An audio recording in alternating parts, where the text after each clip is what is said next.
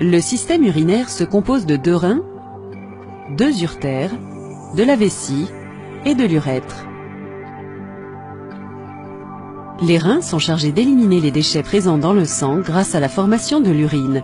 L'urine chemine ensuite à travers des canaux, les uretères, pour être stockée dans la vessie. Elle sera ensuite éliminée du corps par l'intermédiaire de l'urètre. La vessie est un organe creux qui peut augmenter ou rétrécir de volume en fonction de la quantité d'urine à stocker. Comme tous les organes du système urinaire, la vessie peut être touchée par le cancer, c'est-à-dire une croissance anarchique de cellules anormales. La paroi de la vessie comporte plusieurs couches de tissu. Le cancer de la vessie dépend du type de cellule et de la couche de tissu touchée.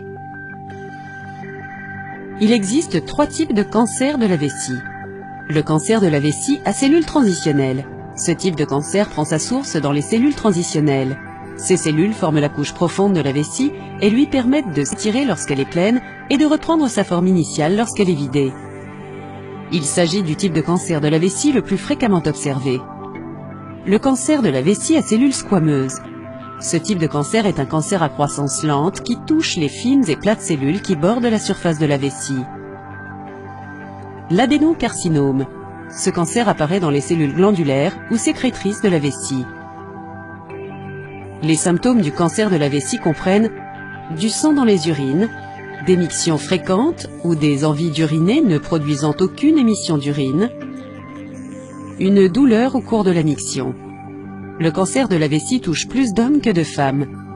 Cette maladie est également plus fréquente chez les personnes de couleur blanche que chez les personnes de couleur noire. Les facteurs de risque du cancer de la vessie incluent le tabagisme, une exposition à long terme à certains produits chimiques ou cancérigènes dans certaines industries, comme celles qui fabriquaient le caoutchouc, les textiles, les peintures ou les pigments pour textiles, une alimentation riche en matières grasses et en aliments frits, des antécédents d'infections récurrentes de la vessie, une utilisation à long terme de cathéters urinaires, être âgé de plus de 60 ans.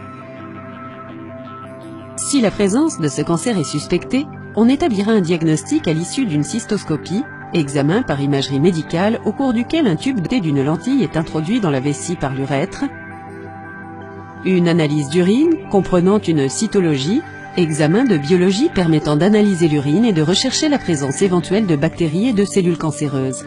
On peut également réaliser une biopsie, prélèvement de cellules vésicales pour examen au microscope, et à l'imagerie médicale comme l'IRM, le scanner et l'UIV, urographie intraveineuse, qui donnent une image détaillée de l'appareil urinaire.